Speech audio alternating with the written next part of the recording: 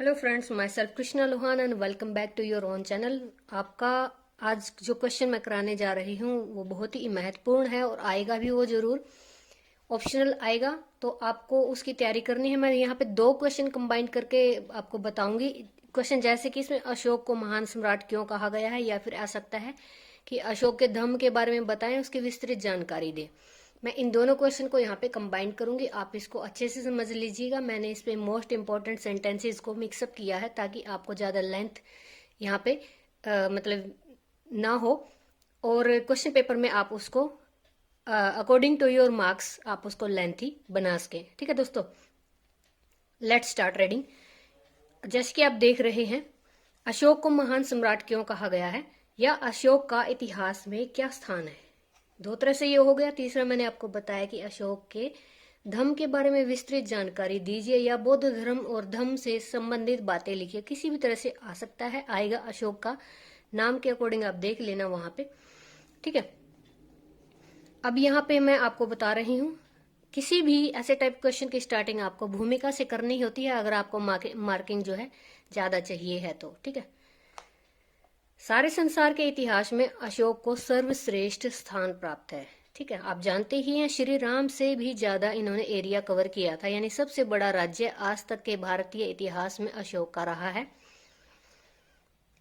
अब H.G. Wales के अनुसार यदि इतिहास के हजारों वर्ष के पन्नों को उलट कर देखा जाए तो अशोक का नाम, केवल अशोक का नाम, आकाश के सितारों में चंद्रमा की भांति चमकता है। यानी आप ये कोटेशन डालते हैं ब्लैक पेन से, ब्लू लिखते हुए ब्लैक पेन से कोटेशन डालते हैं, तो आपका क्वेश्चन है जो इंप्रेशन के साथ साथ लेंथ के साथ साथ मार्किंग भी आपको, यानी मार्क्स आपको ज्यादा मिलेंगे। उन्होंने सिंहासन छोड़कर भिक्षु जैसा जीवन व्यतीत किया और प्रजा के सामने निजी आदर्श रखा। यानी कि सिंहासन छोड़कर वो, जब कलिंग का युद्ध हुआ तो उनको बहुत ज्यादा गिल्टी फील हुआ है। विधवाएं और विलाप करते हुए बच्चे देखकर, माता पिता देखकर उनको गिल्टी फील हुआ। उन्होंने युद्ध का त्याग किया और धर्म का, बौद्ध धर्म को अपनाया, और नए धर्म का, यानी कि धम्म का जो पवित्र धर्म, उसका भी इन्होंने निर्माण किया। साथ में सिंहासन छोड़कर ये भिक्षु जैसा जीवन व्यतीत करने लगे। प्रजा के सामने निजी आदर्श, यानी अपने आप को ही स्टैंड अप किया, अपने आप का उदाहरण प्रस्तुत किया कि आप सब भी एक अच्छा जीवन जियो। जनता इससे बहुत प्रभावित हुई। उसे महान कहा जाने के पीछे बहुत सारे कारण हैं, मैं आपको वन बाय वन वो करवाऊंगी। पहला है, सबसे पहले जैसे मैंने आपको बताया, विस्तृत साम्राज्य। अशोक का पूरे भारत में सबसे विस्तृत साम्राज्य था। उत्तर में हिमालय पर्वत से लेकर दक्षिण में मैसूर तक तथा पूर्व में बंगाल से लेकर पश्चिम में हिंदू कुश पर्वत तक ये विस्तृत था। आप डिवाइड कर लीजिए, इस हिसाब से याद कीजिए। इनमें आप बातें ऐड कर सकते हो, जैसे कि अशोक ने खुद ही कहा है कि मेरा साम्राज्य बहुत बड़ा है, लेकिन मैं अपनी प्रजा से प्रेम करता हूँ, मैं उनके हृदयों पर राज करता हूँ। ऐसी बातें आप लिख सकते हो, बहुत ईजी है। मैं सिर्फ आपको मोटी मोटी सेंटेंसेस बता रही हूँ। इजी सेंटेंसेस को मैंने यहाँ पे कवर अप नहीं किया है, वो आप खुद से कर सकते हैं। You are enough capable. Second, मानवता से प्रेम। कलिंग युद्ध के विनाश के बाद अशोक ने जान लिया था कि राज्य जीतने की अपेक्षा मानव का हृदय जीतना अच्छा है। मानवता से प्रेम से आप खुद भी आइडिया लगा सकते हो। उसने प्रजा की भलाई के लिए अपने जो शासन है उसको अंग बना लिया, यानी कि उसने क्या किया है, प्रजा की भलाई के लिए वो जो मोस्ट ऑफ द वर्क वो करता रहा। आगे है, इस कठोर परिश्रम में, अथक या कठोर परिश्रम में अशोक के जो अधिकारी थे, ऑफिसर्स थे, कर्मचारी थे, उन्होंने भी योगदान दिया। उन्होंने पूरी सरकारी मशीनरी को तन मन धन से मानवता की सेवा में लगा दिया। ठीक है, ये सेंटेंसेस आप देख लेना, आसान है, आप खुद कर लेना ऐड। इसमें कोटेशन लिखोगे ज्यादा तो वो बहुत ही मतलब बेनिफिशियल रहेगा आपके लिए। थर्ड पॉइंट इज युद्ध त्याग। मैंने पहले आपको बताया कि अशोक ने कलिंग पर आक्रमण किया, वहां जो उसको विजय मिली, लेकिन उससे उसका जो है मन गिल्ट से भर गया, और उसका यह लास्ट युद्ध वो रहा। उसने यहाँ की भयंकर हानि देखकर युद्ध न करने की शपथ ली और दिग्विजय नीति को, यानी कि दिग्विजय क्या होता है, संसार को जीतने की नीति को छोड़कर धर्म विजय की नीति को अपनाया। अब अशोक चक्रवर्ती धार्मिक धर्मराज बनने की अभिलाषी, यानी कि वो क्या था, चक्रवर्ती सम्राट की बनने की अपेक्षा क्या, धर्मराज बनने की और अग्रसर हुआ। बौद्ध धर्म की सेवा। अब जैसे यहाँ उसका मन गिल्ट से भरा, उसने क्या किया, सब कुछ छोड़ छाड़ के यानी राजा तो था वो, लेकिन उसने जो है युद्ध करना छोड़कर, विस्तृत करना छोड़कर बौद्ध धर्म की सेवा को अपनाया, बौद्ध धर्म को अपना लिया, अपना सारा जीवन बौद्ध धर्म को सौंप दिया, विश्व धर्म बना दिया, इसका प्रचार किया, इसके साहित्य कला का सारा विश्व में प्रचार किया, खुद से पद यात्राएं की, महात्मा बुद्ध के संदेश को घर घर पहुंचाया। उसकी तुलना संत पाल इत्यादि से की जाती है, क्योंकि उन्होंने भी क्या किया था कि ईसाई धर्म के एक छोटे से समूह से लेकर उन्होंने ईसाई धर्म को इतना बड़ा बनाया। ऐसे ही इन्होंने बौद्ध धर्म का प्रचार किया, विदेशों में किया, तो इससे क्या हुआ कि बौद्ध धर्म का भी विकास हुआ। सहनशील, तो ये सहनशील भी थे। अशोक की सहनशीलता के पीछे कोई राजनीतिक उद्देश्य नहीं था, यानी कि ये राजनीतिक उद्देश्य होता तो ये अपना साम्राज्य विस्तृत कर लेते। इनकी सहनशीलता यानी इनके पेशेंस का सिर्फ एक ही कारण था कि ये क्या चाहते थे, मानवता की सेवा करना चाहते थे। धर्म को निजी मामला मानते थे, यानी हर व्यक्ति का अपना खुद का भी मामला होता है, निजी मामला होता है धर्म के अकॉर्डिंग। जैसे अब अशोक ने क्या किया था कि उसने दूसरे धर्मों की निंदा नहीं की थी। बौद्ध भिक्षु और हिंदू ब्राह्मणों और जैन ऋषियों का, यानी कि हिंदू ब्राह्मण पहले से उपस्थित थे, बौद्ध धर्म बाद में आया, जैन धर्म बाद में आया, इन तीनों का उन्होंने आदर करने का जो है ऑर्डर दिया जनता को। अब इसमें आगे देखिए, कुशल प्रशासक थे, जनता के हितैषी थे, महान लोकतंत्रीय सम्राट थे, यानी लोगों का भला चाहने वाले। लोगों का कष्ट जानने के लिए इन्होंने अपने अधिकारी छोड़ रखे थे, वो आकर जनता के कष्ट इनको बताते थे। दंड का विधान भी रखा गया था, लेकिन क्या था, सॉफ्ट था, ज्यादा नहीं देते थे। अमानवीय दंड इन्होंने खत्म कर दिए थे, ठीक है। और इसमें क्या है, और अलग चीज क्या है कि इसी मतलब वजह से, कुशल प्रशासक होने की वजह से अशोक को महान सम्राट कहा जाता था, ठीक है। अशोक का धम्म, इसको हम डिटेल में पढ़ेंगे इसी क्वेश्चन के साथ, तो बने रहिए मेरे वीडियो में। अगर आपको वीडियो अच्छी लगती है तो आप लाइक कमेंट जरूर करें, और अपने कंटेंट से रिलेटेड जो भी आपको जानकारी चाहिए या फिर आप कोई सजेशन देना चाहते हैं तो आप जरूर दीजिएगा। अशोक के धम्म को हम डिटेल में पढ़ेंगे इसी के साथ। उनका कहना था कि व्यर्थ के रीति रिवाजों को मानने की अपेक्षा व्यक्ति को अपना जीवन पवित्र बना लेना चाहिए, अपना परलोक सुधार लेना चाहिए, जैसे हमारे बड़े बूढ़े कहते हैं। इसमें कोटेशन आ रही है, इसने खुद कहा कि माता पिता की आज्ञा का पालन करना, गुरुजनों की आज्ञा का पालन करना, शिक्षक और गुरुजनों का आदर सम्मान करना हम सभी का कर्तव्य है। हमें छोटों से अच्छा व्यवहार करना चाहिए, दान देना चाहिए, पवित्र जीवन बिताने और जीव जंतुओं पर दया करने पर हमें बल देना चाहिए। अपराध को दयालुता में इन्होंने बदल दिया था, अहिंसा को इन्होंने छोड़ दिया था। उसने लोगों को प्रलोक सुधारने की प्रेरणा दी। अब इसमें एक और कोटेशन आ रही है, आप चाहे तो लिख सकते हैं, आसान आसान है, कोई मुश्किल नहीं है। नैतिक विजय का फल विश्व विजय के फल से कहीं अधिक मीठा होता है। यानी अगर संसार आप जीतना चाहते तो वो इतना खुशी देने वाला नहीं होगा जितना कि आप किसी के हृदय पर राज करोगे, वो ज्यादा अच्छा लगेगा, ठीक है। अब इसमें देखिए, यहाँ पे महान सुधारक भी थे। इन्होंने क्या क्या सुधार किए, प्रशासक होने के साथ साथ एक महान सुधारक भी थे। यानी कि इन्होंने क्या किया कि लोगों के भविष्य सुधारने पर बल दिया, जेलों में अधिक सुधार कर दिए, अपराधियों को हाथों से काम करना ज्यादा सिखाया जाता था पनिशमेंट के तौर पर, ताकि अगर वो जेल से बाहर जाते हैं तो अपना कोई भी काम धंधा करके वो अपने जीवन को परिवर्तित कर सकते हैं, अपने चरित्र को उठा सकते हैं। दंड की अवधि को समाप्त करने के बाद वो अच्छे नागरिक बनाने पर बल देते थे। मृत्यु दंड दिए जाने अपराधियों को, यानी कि जिनको मृत्यु दंड दिया जाना था, उनको भी वो मृत्यु दंड देने से 2-3 दिन पहले जेल से निकाल देते थे, ताकि वो अपना कोई अच्छा कार्य कर सकें या फिर अगले जन्म को सुधार सके। निश्चित दिन उन्हें मृत्यु दंड दिया जाता था, यानी अगर उनमें कोई परिवर्तन आता है तो ठीक है, नहीं आता है तो उनको उसी दिन, निश्चित जो डेट उनको दी गई थी उस दिन वो उनको दंड देते थे।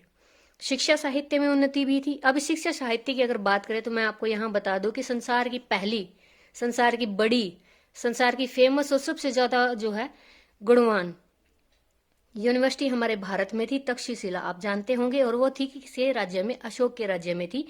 अगर अंग्रेजों ने, मुगलों ने इसका विनाश न किया होता तो आज हमारा भारत पूरी दुनिया पे राज कर रहा होता। तो दोस्तों, यहाँ अब जानने वाली बात यह है कि इन्होंने शिक्षा और साहित्य में उन्नति की, अधिकतर लोग शिक्षित किए। स्तंभ लेख, शिलालेख आदि खुदवाने का एक मेन मकसद क्या था, ये नहीं था कि मैं अपना आगे तक का जैसे वो छोड़ दूं कि भी आने वाली नस्ल को पता लगे कि मैं ऐसा था वैसा था, नहीं। इन्होंने अंधों के लिए, जो देख नहीं सकते थे, जो वहां से उनको टच करके, फील करके, ब्रेल लिपि की तरह उनको पढ़ के वहां से जान पाए, सीख पाए। मठों और गुरुकुलों में भी शिक्षा दी जाती थी, ठीक है। तक्षशिला विश्वविद्यालय उस समय संसार का सबसे प्रसिद्ध शिक्षा केंद्र था, मैंने आपको बताया है। इसमें गणित, चिकित्सा, पशु विज्ञान, ज्योतिष जो है और व्याकरण जो ऐसी शिक्षाएं दी जाती थी, यानी यहाँ के सब्जेक्ट तब ये थे। पाली साहित्य ने काफी उन्नति की थी। प्रसिद्ध बौद्ध ग्रंथ, कथा वस्तु या जैन धर्म की पुस्तकें इसी भाषा में, कौन सी, पाली भाषा में लिखी गई थी। ठीक है। इनके कार्यकाल में कला का विकास हुआ। उसका काल शांति का काल था। उसने अनेक विहार और स्तूपों का निर्माण करवाया। पाटलिपुत्र में सुंदर और भव्य महल बनवाए, जैसे कि एग्जाम्पल के सांची का स्तूप है, इनकी कला का एक प्रमुख उदाहरण है। अशोक ने स्तंभों पर शेर, हाथी, बैल आदि जानवरों की मूर्तियां खुदवाई। सारनाथ का स्तंभ भी फेमस है, आप सभी जानते हैं इस बारे में। आजकल भारत ने इस स्तंभ के मस्तक को राज्य के चिन्ह के रूप में लिया हुआ, आप देख सकते हो। ये चीजें क्या है कि जैसे कि जो कॉइन्स होते हैं, सिक्के हैं, उन पे भी इनको यूज किया जाता है। अब पाषाण कला, पालिश कला और आभूषण कला, इसमें उन्नति इनके राज्य में हुई थी। सुख, शांति और समृद्धि, इनके कार्यकाल में उद्योग, कृषि और व्यापार में बहुत ज्यादा उन्नति हुई थी। टैक्स भी कम थे, कर बोलते हैं टैक्स। आंतरिक विदेशी व्यापार भी जो उन्नत था, यानी कि अंदरूनी व्यापार और विदेशी व्यापार दोनों ही फेमस थे उस टाइम और ज्यादा डेवलप थे। हर व्यक्ति के पास मौलिक सुविधाएं थी। हर जो चाहने वाली चीज है सबके पास थी। अशोक ने सभी राक्षसी कार्य यानी युद्ध स्तर पर कार्य छोड़कर संत के कार्य किए। लोगों के नैतिक चरित्र को ऊंचा उठाने चाहते थे। इन सभी बातों से सबसे बड़ी विशेषता क्या है कि इसने युद्ध के योग्य होते, साम्राज्य विस्तार करने के योग्य होते हुए भी संत का कार्य किया, युद्ध को त्याग दिया। विदेशों में इनका सम्मान किया जाता था। अशोक ने संसार को भ्रातृभाव की भावना प्रदान की, यानी भाईचारे की भावना फैलाई। विदेशों में गए हैं, पद यात्राएं की हैं, धर्म का प्रचार किया है, अपने साथ साथ जो अपने क्षेत्र में होने वाली जो डेवलपमेंट है उसका भी विस्तार किया। यानी कि एक मैत्री संबंध होने के साथ साथ इन्होंने विदेशों से व्यापार किया है और बहुत ही अच्छा कार्यकाल अपना बनाया है। विदेशों में भारत का सम्मान बढ़ाया है।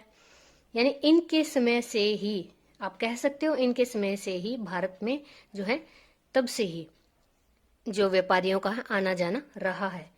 ठीक है। कई इन्होंने अस्पताल बनवाए हैं विदेशों में पशु पक्षियों के लिए, जो आज भी हैं। इसके अतिरिक्त उन्होंने सीरिया, इराक आदि देशों में दवाइयां भी भेजी हैं, जैसे अब मोदी जी भेज रहे हैं। दक्षिण भारत में चोल और पांडे राज्य पूर्णतया सुरक्षित थे। ठीक है। देश में आंतरिक शांति बनी रही। कुछ राजा ऐसे भी थे जो इन्होंने इनसे प्रसन्न होकर या इनसे इम्प्रेस होकर या फिर डर के मारे इनसे समझौता कर लिया। भारत ने अशोक के काल में चहुमुखी यानी कि चारों तरफ से उन्नति किया, बोल सकते हो। उसने विश्व शांति का संदेश दिया और दिग्विजय की अपेक्षा धर्म विजय को अपनाया। सैकड़ों प्रजा हितैषी यानी प्रजा की भलाई के लिए कार्य किए। जनता को सदाचारी बनने का प्रयत्न किया।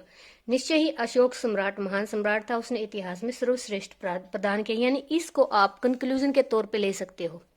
निष्कर्ष जरूरी है लिखना ऐसे टाइप क्वेश्चन में, अगर आप चाहते हैं आपके अच्छे मार्क्स आए। ठीक है।